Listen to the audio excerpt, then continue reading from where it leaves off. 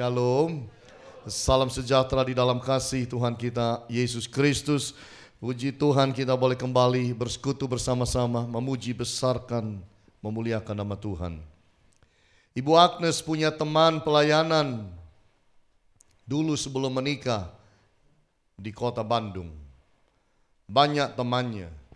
Salah satu teman ini agak-agak istimewa karena pelayanannya juga banyak. Namun di dalam hidup rumah tangganya ada masalah ekonomi, masalah keuangan, sehingga membuat dia mau tidak mau terpaksa pindah kota lain untuk bekerja supaya dapat uang dan uang bisa diberikan kepada keluarga. Segala sesuatu berjalan baik dan lancar, namun satu kali waktu di tengah perjalanan hidupnya semuanya berubah. Rupa-rupanya di dalam bekerja jauh dari istri, jauh dari anak, godaan-godaan mulai muncul. Berkenalan dengan wanita, jatuh cinta dengan seseorang. Uang biasanya kirim ke rumah, tidak lagi kirim, tapi mulai dibagikan kepada wanita yang baru. Jalan terus, padahal aslinya pelayanan. Sampai akhirnya hidup rumah tangga menjadi hancur. Ketika Ibu Agnes cerita saya begini, saya bilang kasihan. Niat baik mestinya. Niat baik untuk supaya bisa cari penghidupan, penghasilan yang lebih banyak supaya bisa kasih kepada keluarga, supaya keluarga itu berjalan dengan baik semuanya. Tapi segala sesuatu berubah ketika hatinya berubah. Bapak Ibu yang Tuhan Yesus kasihi, kadang-kadang di dalam hidup kita lihat ada cukup banyak orang jatuh, gugur di tengah jalan dalam mereka ingin menghasilkan sesuatu yang baik. Bulan ini kita mendapat satu tema spesial, smart money. Bukan mengajarkan kepada kita bagaimana investasi supaya dapat uang sangat banyak. Tetapi smart money berbicara supaya kita jadi manusia yang bijaksana. Supaya jangan saudara dan saya gugur di tengah jalan dalam perjuangan kita, pergumulan kita. Mengumpulkan berkat di atas muka bumi ini. Karena setan itu licin dan licik. Tahu cara menjatuhkan orang. Itu sebabnya kita harus hati-hati dan jaga diri kita terhadap gangguan, godaan, terhadap juga segala macam hal-hal yang bersifat gangguan secara keuangan dalam hidup ini. Mungkin dulu kalau hidupnya pas-pasan tetap bisa setia sama istri dan anak. Tapi ketika sudah dapat banyak itu gak kuat tuh hidup. Angin ributnya besar Bapak Ibu. Sehingga dengan mudah ditumbangkan dengan godaan-godaan manis. Zaman sekarang setan tidak datang kepada saudara dengan wajah menakutkan. Setan tidak datang kepada saudara dan saya dengan gigi taring yang panjang. Setan datang itu dalam satu keadaan-keadaan yang membuat kita tertarik untuk masuk di dalam lingkarannya. Kita harus hati-hati.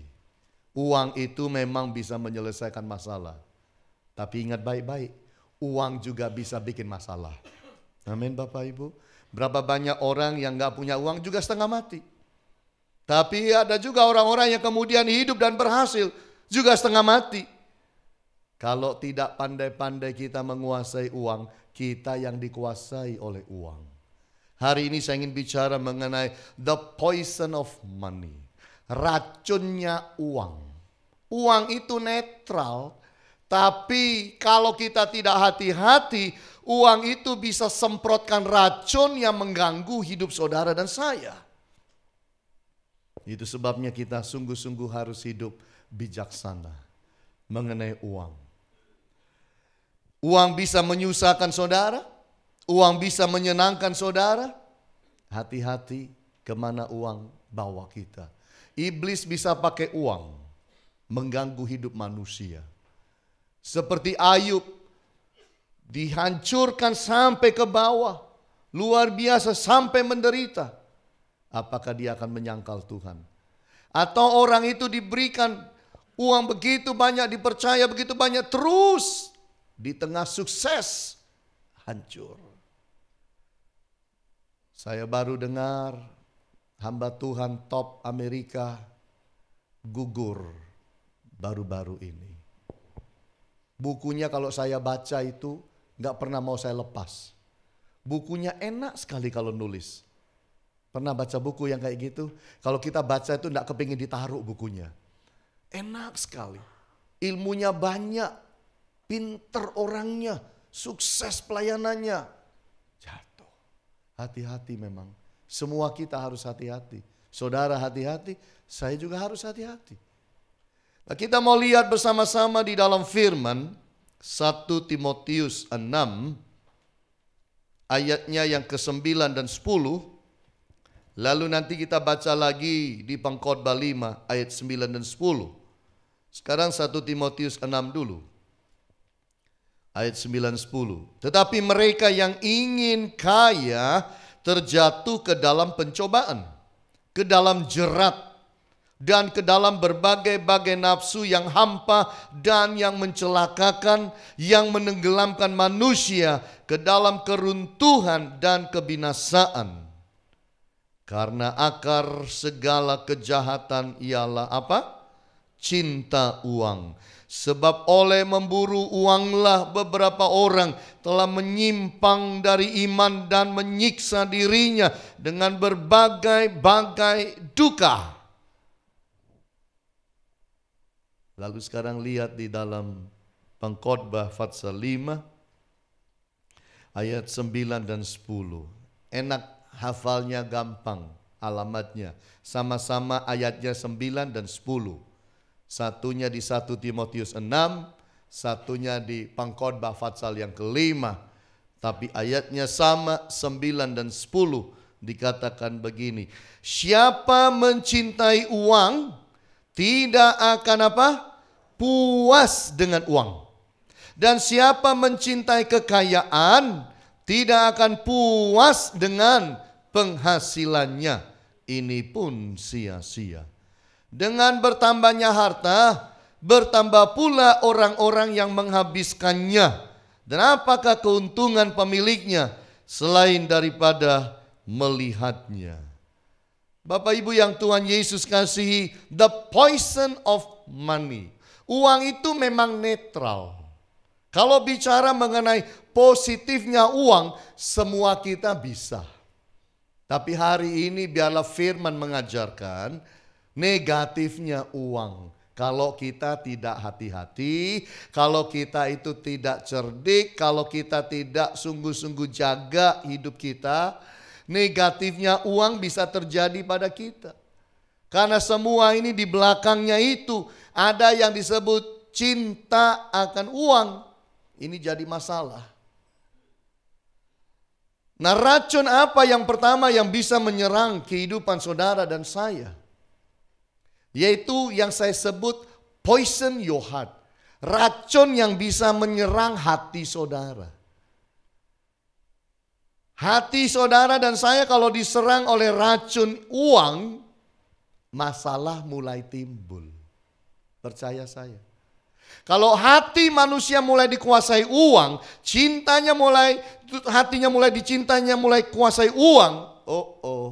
Ini alamat akan ada timbul masalah.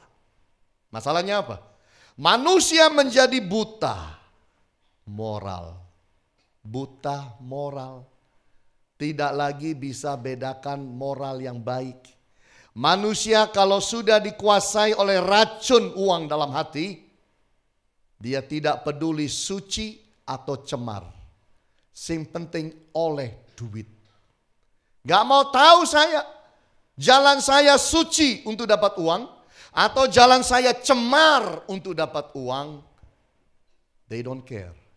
Yang penting duit, Pak. Tidak peduli haram atau halal. Jalannya itu halal atau jalannya haram, udah gak peduli. Wes gak pakai begitu-begitu. Yang penting dapat duit. Nah ini manusia kalau sudah diserang oleh racun ini, buta moralnya. Tidak peduli benar atau salah. Sudah Pak, tidak usah kuliahi saya, benar apa salah. Yang penting dapat duit. Ini masalah. Ini namanya manusia udah buta. Ada orang yang berkata, kenapa sih kamu tuh cari uang model kayak begini? Jadi wanita malam. Dia jawab, woman dia lah bersih sih. Ada apa pusing? Nih, ini namanya manusia buta moral. Rusak itu moralnya. Gak bisa jalan dengan baik dan benar. Lalu bukan hanya buta moral Bapak Ibu. Manusia menjadi buta hukum. Tahu salah, berani melanggar hukum. Belum tentu ketemon. Belum tentu. Ya kita untung-untungan. Belum tentu ketangkep. Belum tentu aparat sampai di sini. Hati-hati. Apalagi mereka berani membeli hukum. Siapa yang membuat the golden rule? Hukum emas. Yaitu mereka yang punya emas. Who makes the golden rule? The one who has the gold. Yang punya uang, yang punya emas, itulah yang menciptakan dan nyetir hukum. Berani pasang badan. Oh ini sampai di sini nih. Lu kamu lo kalau ketangkep gimana? Tidak apa-apa. Anggap aja sekolah. Masuk penjara, yaitu sekolah. Lu hukumanmu berat lo. Ya enggak apa-apa. Saya ini loh 10 tahun dihukum, 10 tahun ke depan kerja enggak bakal dapat uang sekian banyak. Ya mumpung ini tak sebet, dapat banyak, pasang badan 10 tahun, keluarkan masih punya. Kerja setengah mati 10 tahun juga enggak dapat segini. Ini namanya manusia pasang badan. Ada enggak orang pasang badan? Ada. Karena dia sudah buta hukum Bapak Ibu. Racun di dalam hati juga membuat manusia itu menjadi buta kasih. Buta apa?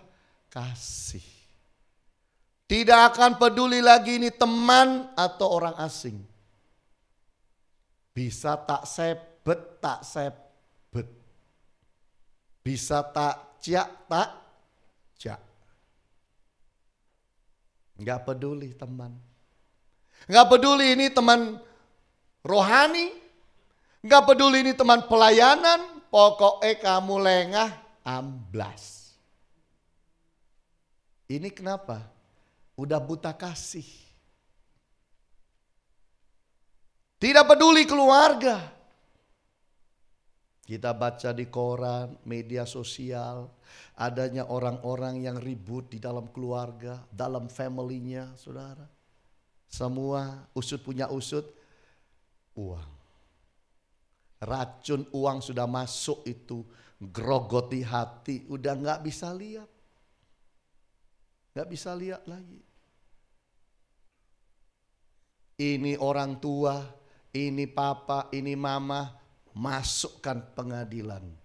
Kita ketemu di pengadilan ya Pak, kita ketemu di pengadilan ya Ma. Waduh, ini kalau baca koran biar ngerti.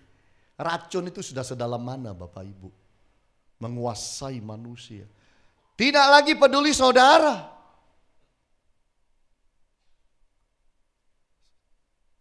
Bisa terjadi itu. Saya pernah ketemu beberapa keluarga yang begitu. Pak kok ungkapnya susah? Iya itu, saudaraku itu. Perusahaanku diambil. Bapak udah jangan kepahitan. Punya toko kecil. Saya suka beli roti di situ. Sama daging ham. Dulu waktu SMA. Jadi di mana itu saudara nggak tahu. Dan nggak usah tanya itu di mana. Tapi saya sampai kaget waktu SMA. Karena saya udah kenal Tuhan. Kok ada itu kayak gitu? Iya. Saya pergi Nusa Kambangan, saya ketemu orang juga di sana. Masuk sini kenapa Pak? Mertuaku tak tembak. Serius, masih ada di sana. Udah nggak bisa lagi lihat, ini siapa? Kadang-kadang lihat video itu loh, anjing sama kucing baik, anjing sama burung bisa baik, bergaul dengan baik. Kita tuh hebat ya, gitu loh. Ikan itu loncat keluar dari akuarium di tanah itu, anjing itu lihat dia geleper-geleper itu, ada air sedikit, anjingnya dengan kakinya begini nyiramin supaya bisa hidup. Tapi manusia rusak gara-gara uang. Kasihnya rusak gara-gara uang, hatinya rusak gara-gara uang. Ada seorang profesor bernama Christopher Kazor yang dari Loyola Marymount University menyelidiki dan membuat survei mengatakan bahwa orang-orang itu pada dasarnya cuma kepingin penghasilannya naik 10% kok. Tapi setelah dapat 10% kepingin lagi naik 10%. Sudah dapat lagi kepingin lagi naik 10%. Terus saja begitu.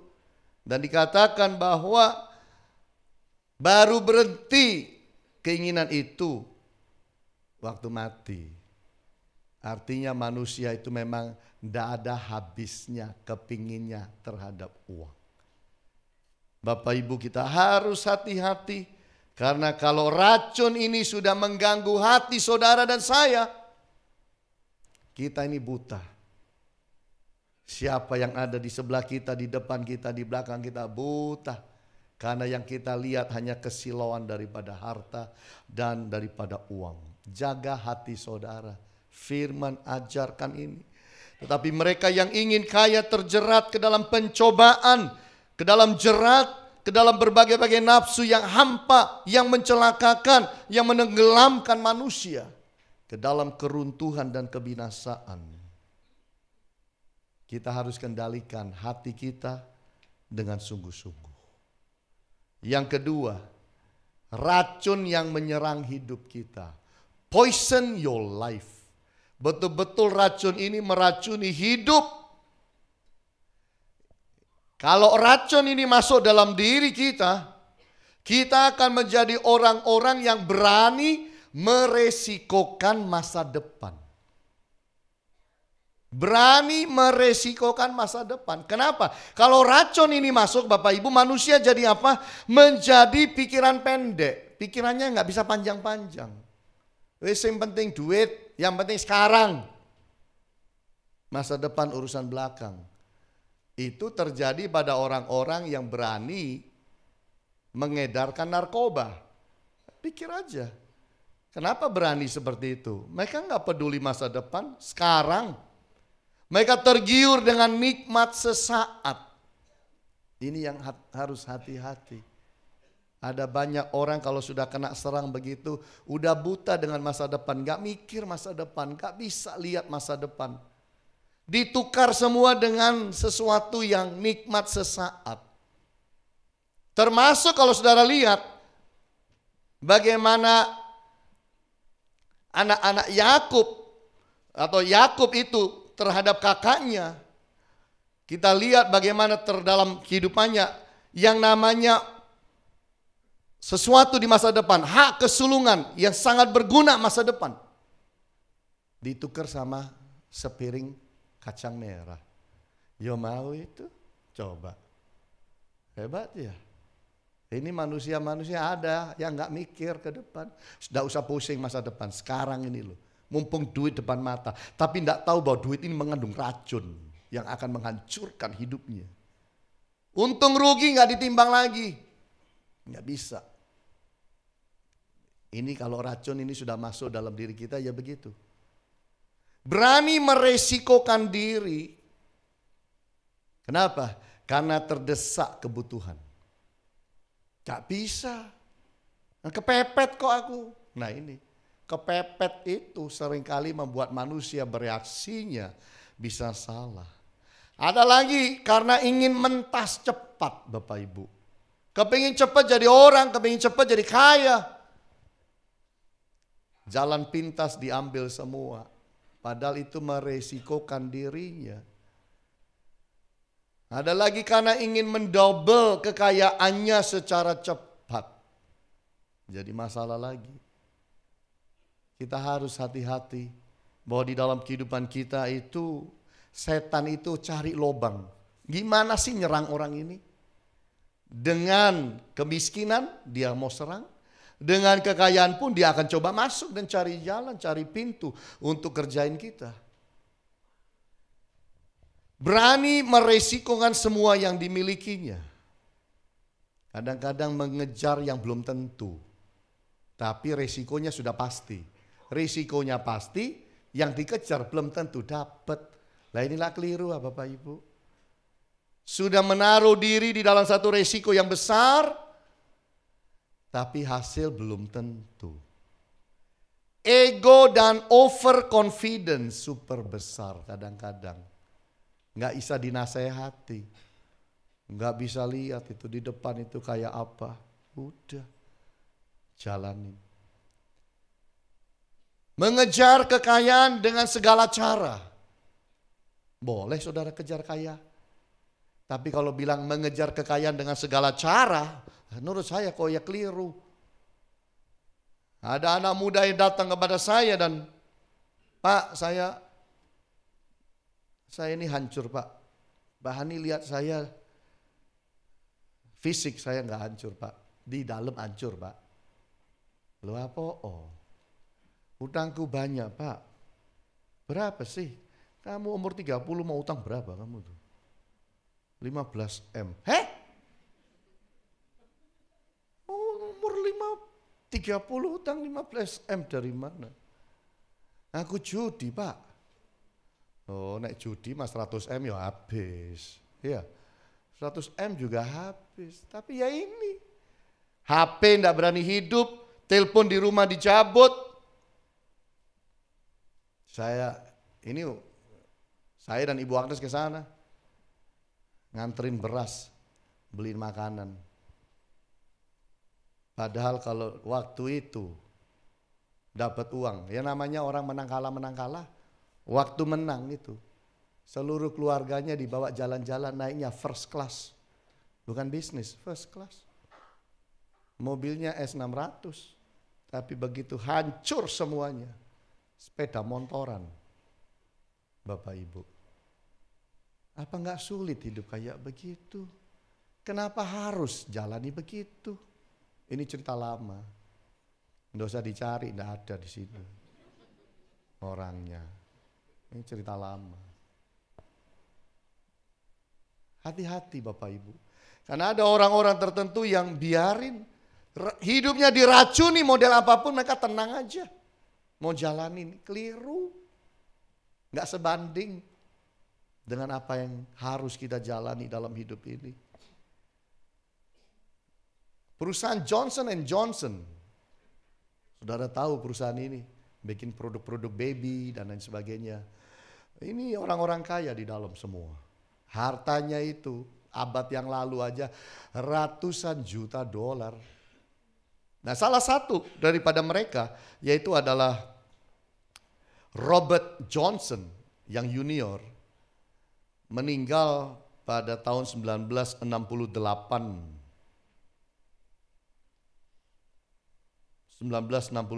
Januari tanggal 30. Di pinggir tempat tidur sebelum mati ini loh. Dia bilang sama susternya, saya ini uangnya banyak sekali. Uang saya itu ratusan juta dolar. Hari ini kalau ada yang bisa sembuhkan sakit saya, uang saya seluruhnya tak kasih no. Yang penting saya sehat dan bisa hidup. Karena dia divonis mati. Suster ya cuma bisa dengerin. Bisa apa? Dan orang ini mati.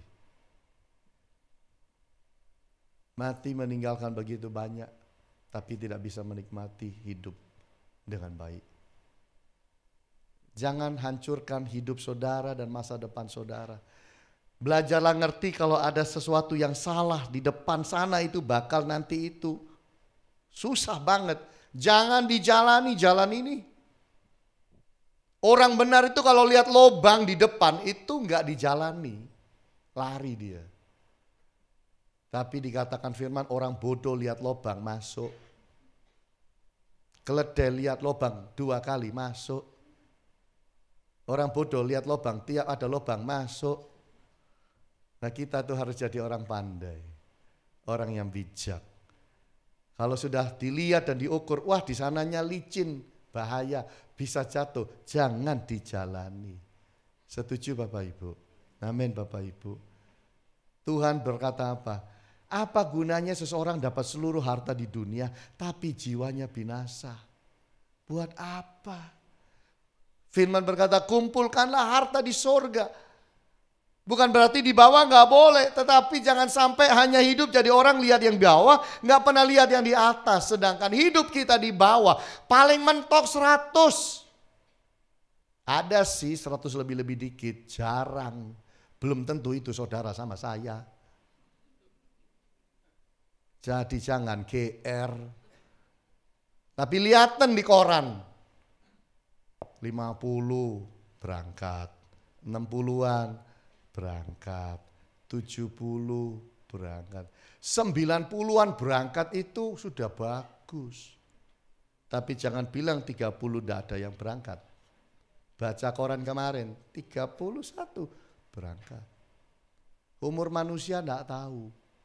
Jadi yang harus kita selamatkan itu bukan kehidupan di sini saja, tapi yang di sana itu. Hidupnya kekal, hati-hati untuk mengurusi hidup ini Bapak Ibu. Jangan sampai racun uang mengganggu kita. Memang uang itu butuh. Tidak ada uang saudara nggak sampai sini tadi. Nggak ada uang. Hari ini saudara dengar khotbah sambil kipasan.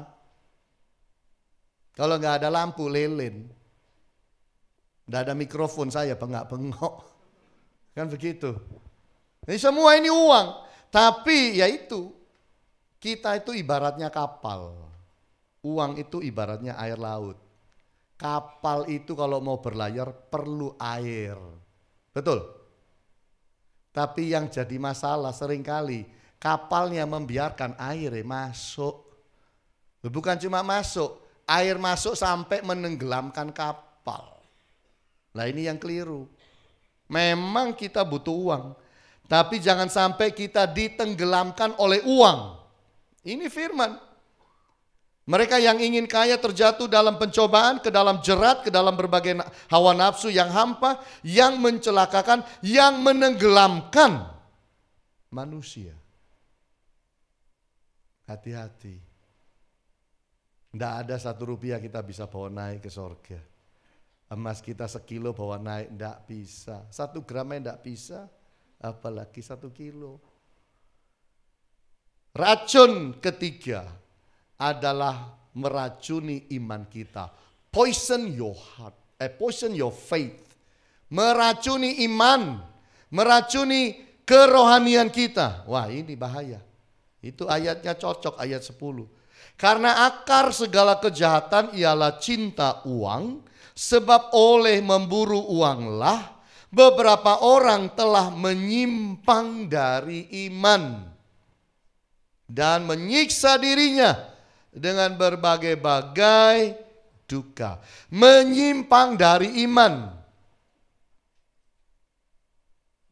Memang orang, saudara kalau pernah naik kapal dan saudara boleh lihat kaptennya itu pegang kendali kapal, kecil, kapalnya itu boleh panjang 100 meter, 200 meter atau lebih, bisa bawa ribuan orang. Tapi loh saudara, kemudinya itu loh cuma segini, setirnya kapal cuma sekian. Kalau nggak disetir, wah ya itu, ombak air itu bisa bawa kapal kemana aja. Betul? Makanya perlu kendali.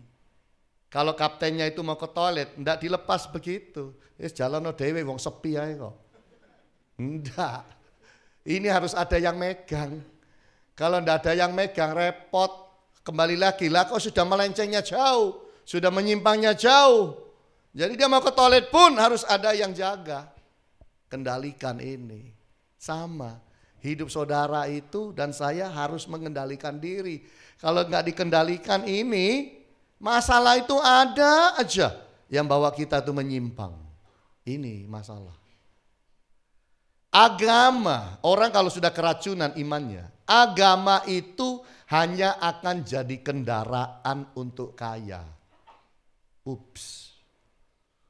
Tenang tau Pak, sungguhan, iya. Orang kalau sudah keracunan imannya, rohaninya, dia akan menjadikan agama itu kendaraannya untuk kaya. Tuhan dan ayat diperalat. Mana? Ayo, wis janji, mana? Loh, cek beraninya kayak gitu. Terus tangannya mungkin diangkat, dikepalkan. Mana? Belum tahu disebul Tuhan. Tukang komplain jadinya. Komplain terus, komplain sama Tuhan. Yang kurang ini, yang kurang itu. Lihat apapun komplain semua. Segala sesuatu yang dia lihat dia mengeluh semua. Termasuk Tuhannya dikomplain. Tuhan tidak beres, Tuhan tidak becus, Tuhan tidak genah. Tuhan ini kok ngerepoti ya. Terus macam-macam. Tidak ada respect pada Allah. Kenapa? Karena dia hanya menjadikan agama itu adalah kendaraannya menuju kaya. Loh saya ini loh sudah setia tiap minggu. Saya tiap minggu Tuhan tak kasih tahu ya. Tiap minggu tidak pernah telat ke gereja. Tidak percaya, ceken deh CCTV. Ono kabeh. Saya ini sudah jalani semua. Mana berkatnya? Wah ya ini. Orang yang hanya beribadah dan menjadikan agama itu adalah kendaraan untuk kaya. Kerohaniannya adalah modal untuk kaya. Saya kan sudah melayani, saya sudah jalani segala sesuatu dengan baik. Mana Tuhan? Firman-Mu bilang akan diberkati, terus ini. Tindakan agama adalah tiket negosiasi dengan sorga. Saya loh Tuhan, minggu ndak pernah bolos. Ladies pun wanita, aku melok dateng. Kebaktian anak-anak, aku ada. Kebaktian remaja, aku ada. Kebaktian senior club, aku ada. Hai Tuhan, lihatin semua ada. Apa yang ndak ada? Nah ini tindakan-tindakan rohaninya. Ibadah-ibadahnya itu dijadikan negosiasi. Tiket negosiasi terhadap sorga. Kedekatannya dengan Allah dijadikan modus untuk kaya. Dekat dengan Tuhan itu cuma modus. Modus supaya memperalat Tuhan, supaya mau menekan Tuhan. Kita harus hati-hati. Jangan-jangan dia bangun pagi jam 4 doa sampai jam 5 itu cuma modus. Store muka. Supaya Tuhan itu berkati dia. Lah kalau modusnya itu ya keliru. Kita bangun pagi itu nyembah. Bukan masalah modus uang. Modus untuk kaya. No, jangan begitu. Nah kalau saudara datang hari ini, cari apa? Jangan sampai cari berkat. Saudara datang cari Tuhan. Cari firman itu. Melayani hanya sekedar cara ambil hati pada Tuhan. Loh Tuhan, aku udah melayani. Semua jenis pelayanan mau. Coba. Hebat enggak? Apa aja? Jadi singer, nek disuruh mau kok Tuhan. Jadi WL, nek dikasih kesempatan aku mau. Paduan suara, melok. Ke penjara, melok tapi enggak nginep. Wah, apa aja ikut semua. Tetapi pelayanannya itu hanya untuk ambil hati Tuhan. Itu aja. Niatnya bukan pelayanan, ngambil hati. Tuhan itu bisa bedakan motivasi masalahnya. Allah yang kita sembah itu beda banget. Yang lebih repot lagi Bapak Ibu, orang yang sudah keracunan imannya dan rohaninya berani melakukan yang terakhir ini. Apa? Memecat Allah.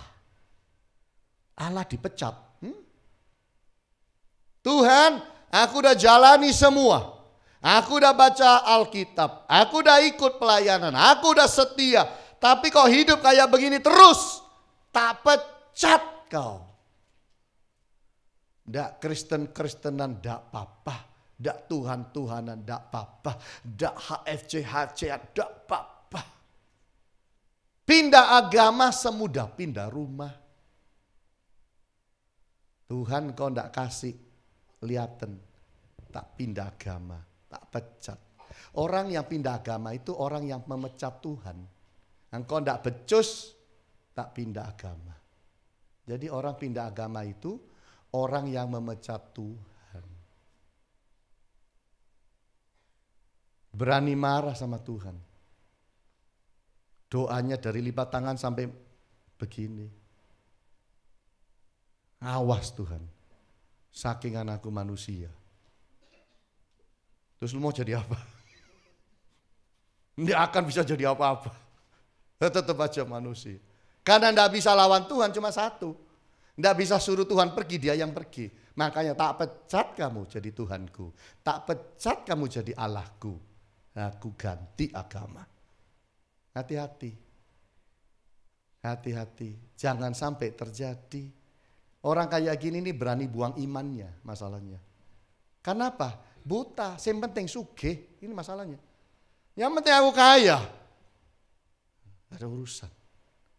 Hati-hati. Jangan menjual Yesus Anda. Jangan menjual kekristenan saudara. Hidup sungguh-sungguh dengan dia. Amin. Saya baca mengenai Warren Buffett. Saudara tahu Warren Buffett? Saudara kenal? Sama. Saya nggak tahu, saya nggak kenal. Sama-sama. Warren Buffett ini diinterview setelah dia memberikan 26 miliar US dollar ke yayasan Bill Gates. 26 miliar US. Kaya banget nih. Lalu dia diinterview, dia bilang apa? Uang tidak merubah lifestyle saya. Saya tetap pergi nonton bioskop yang biasa dari dulu saya pergi. Saya makan yang biasa saya makan. Rumah saya ya tetap, saudara Google rumahnya. Rumah saudara lebih bagus dari rumahnya Warren. Saudara Google mobilnya, mobil saudara lebih bagus dari mobilnya Warren. Dia bilang uang tidak mengubahkan lifestyle saya.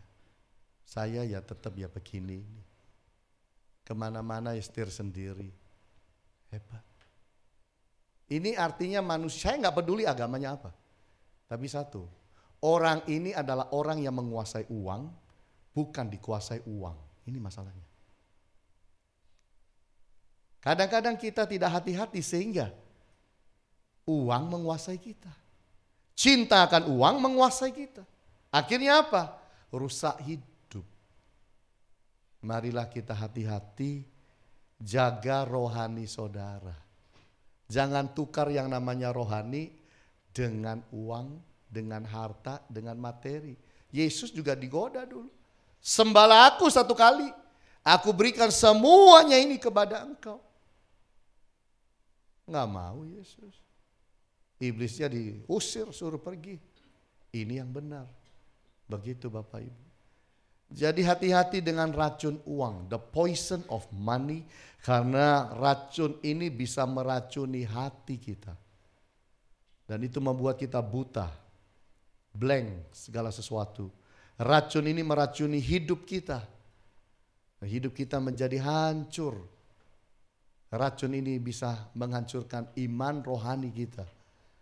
Hati-hati menjaga ini supaya jangan sampai di dalam hidup saudara dan saya kita menjadi orang-orang yang hanya hidup untuk uang. Kita hidup perlu uang, tapi kita tidak hidup untuk uang. kita hidup untuk Tuhan. Makanya kembali saya bacakan di dalam Pengkhotbah 5 ini ayat 9. Siapa mencintai uang tidak akan puas dengan uang. Dan siapa mencintai kekayaan tidak akan puas dengan penghasilannya. Ini pun sia-sia. Jaga hati saudara. Karena di dalam kekekalan sana kita tidak lagi memikirkan uang. Kita hanya hidup bagi Dia. Dan kita mulai dari sini. Tuhan Yesus berkati kita semua.